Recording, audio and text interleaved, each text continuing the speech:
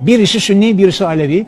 Hazreti Ali'nin halifelik konusunda birbirleriyle çok sert bir şekilde münakaşa ediyorlar. Şimdi dedim Alevi vatandaşımıza, bir hususu sizden öğrenmek istiyorum. Bana lütfen kanaatinizi söyler misiniz? Buyur efendi dedi. Hazreti Ali cesur bir adam mıydı, korkak bir adam mıydı dedim ben. Cesur adam dedi. Peki dedim, Hazreti Peygamber buyuruyor ki haksızlık karşısında susan dil şeytandır. Hazreti Ali peygamberin bu hadisini biliyor muydu? Biliyordu tabii. Peki Hazreti Ali bir haksızlık karşısında susarak şeytan durumuna düşecek adam mıdır? Değildir dedi. Bana diyorsunuz ki Hazreti Ali çok cesur adamdı. Ve diyorsunuz ki haksızlık karşısında susarak şeytan durumuna düşmeyecek insandı. Ve arkasından diyorsunuz ki halifelik Hazreti Ali'nin hakkıydı. Eğer Hazreti Ali'nin hakkı idiyse çekerdi kılıcını, giderdi Hazreti Ebu Bekir'in karşısına. Ona derdi ki ya Ebu Bekir sen kim oluyorsun? Halifelik makamına oturuyorsun. Kalk oradan. Orada ben oturmalıyım. İlk halife ben olmalıyım dedi. Hazreti Ali, Hazreti Ebu Bekir'e böyle bir itirazda bulundu mu? Bulunmadı. Hazreti Ömer'e bulunmadı. Hazreti Osman'a size ne oluyor ya dedim. Hazreti Ali'nin ilk halife olması gerektiğini burada Sivas'ta siz biliyorsunuz da Mekke'de Medine'de yaşayan Hazreti Ali bunu bilmiyor muydu? Dedim. Ses yok. Bizdə Allah Resulü sallallahu aleyhi və alihi və səlləmin vəfatından sonra ixtilaf meydana gəldi. Kimlər möminlərin əmrinə iman gətirdilər və kimlər səqifədəkilərin yanında qalmaq istədilər. Çoxları səqifədəkilərin yanında qaldılar. Dinləyicilərə diqqət yetirmək istəyirəm ki, İmam Əli əleyhissalam nə üçün sustu? Çünki çoxları möminlərin əmrinin susmasını dindiyə qədər anlamırlar. Bəziləri belə etiqad edirlər ki, əgər onun yanında 40 nəfər olsaydı, qiyam edərdi.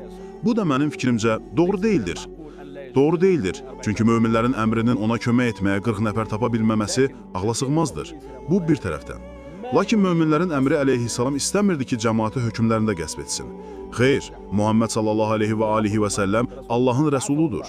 Allah onu göndərmiş və seçmişdir. Onu aləmlərə rəhmət olaraq göndərmişdir. O, peyğəmbər və rəsuldur. Lakin ona dedi ki, zor tətbiq etmə. Kim sənə iman gətirərsə gətirsin, gətirməyən də gətirməsin. İnsanların anladığı dillə desək, kim istərsə iman gətirsin, kim də istərsə küfr etsin. Ey Peyğəmbər, məgər sən insanları iman gətirməyə məcbur edəcəksən? Onları iman gətirməyə məcbur edə bilməzsən. Subhanallah, bu necə də əzəmətlidir. Qurani Kərimin hökmləri necə də əzəmətlidir. Əli də bu mövqedən çıxış etmişdir. Əli demişdir ki, mənə beyət etmədilərsə, onları buna məcbur etmərəm. Əgər beyət etsəydilər, qəbul edərdim. Məsuliyyəti mültəzim olardım və təhəmmül edərdim. Madem ki başqasına beyət etdilər, onları məcbur etmərəm. Buna görə də Osman öldürüldükdən sonra cəmaat onu xilafə seçmək üçün dəstə-dəstə yanına gəldilər. Hətta o dedi ki, hərə öz yerində dayansın. Hətta insan sıxlığından onun yaxası belə cırıldı. Hətta Həzrət Həsən və Hüseyin ayaq altında qaldılar. Lakin o buna baxmayaraq onların beyətini rədd edərək, beyyətinizi qəbul etməyəcəm. O vaxta qədər ki, Allah Rəsulunun Qədir-Xumda dediklərinə şəhadət verəsiniz dedi. Bu zaman 30 sahabə irəli keçdilər. Onlardan 13-ü Bədirdə savaşanlar idilər. Hansılar ki, İslam bayrağı uğrunda ilk savaşanlardan idilər. Beləliklə də onun lehinə şəhadət verdilər ki, həqiqətən də Allah Rəsulu, mən kimin mövlasıyamsa, Əli də onun mövlasıdır demişdir. Bu zaman o onların beyətini qəbul etdi. Bununla yanaşı, Abdullah ibn Ömər beyət etmədi. Yəni, beyət etmək istəmədi. Abdullah ibn Ömərə tabi olanların çoxu beyət etmədilər. Möminlərin əmri isə onları buna məcbur etmədi. Hətta bəzi səhabələr, məsələn Təlha və Zübeyr, onu beyyətə məcbur edin dedilər. O isə xeyr, onu mənə beyyət etməyə məcbur etə bilmərəm dedi. Qərara gəldilər ki, ümrə ziyarətinə getsinlər. O isə dedi ki, Allaha and olsun ki, nə ümrə ziyarətinə getmək istəyirlər, nə də ki səfərə.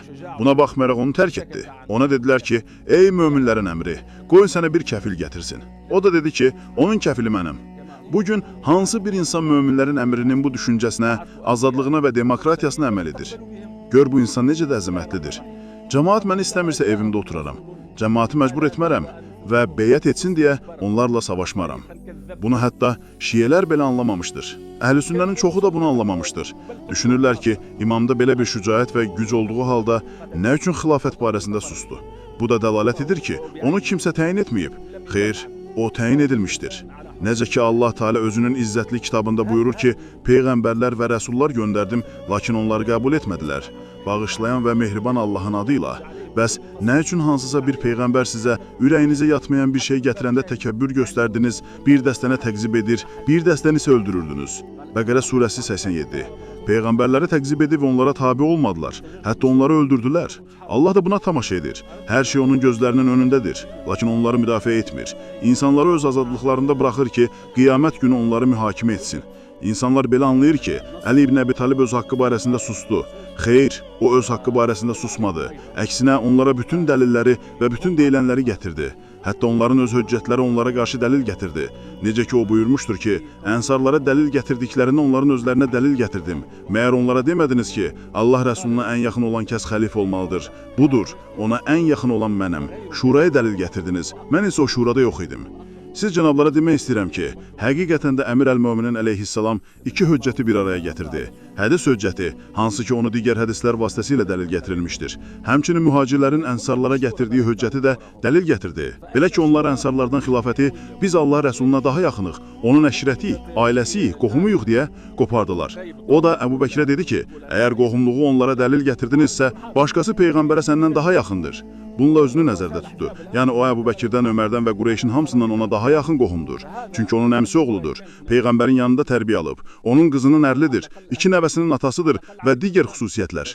Həmçinin ona dedi ki, əgər onları işlərinə şura vasitəsilə hakim olmusansa, o zaman hanı o şuranın üzvləri? Hanı o şura? Əgər həqiqətən də bu şuradırsa, o zaman ən azından Əhl-i Beytdən bir nəfər olmalı idi və ya Əli ibn Əbi Talibin özü olmalı idi. Lakin müsibət orasındadır ki, həmin vaxt Əli ibn Əbi Talib Peyğəmbərin dəfninə hazırlıq görür. Ona qüsül verib kəfənləyirdi. Cəmaat isə Bəni Səqifədə aralarından birini xəlifə seçməklə məşğul idilər. Əsas fərq də elə budur. Həmçinin o haqqı tələb etməkdə susmaqla, qiyamətə qədər onlara və bütün müsəlmanlara dəlil gətirməkdə susmamağı bir araya gətirmişdir. Belə ki, onlar axtarış etdiklərində biləcəklər ki, həqiqətən də Allah Rəsulu tərəfindən ondan sonra xəlifə təyin edilmişdir. Beləliklə də onlara bütün deyilənləri təqdim etmişdir, hansı ki, Əhl-i Sünnə və Şiə kitablarında mövcuddur.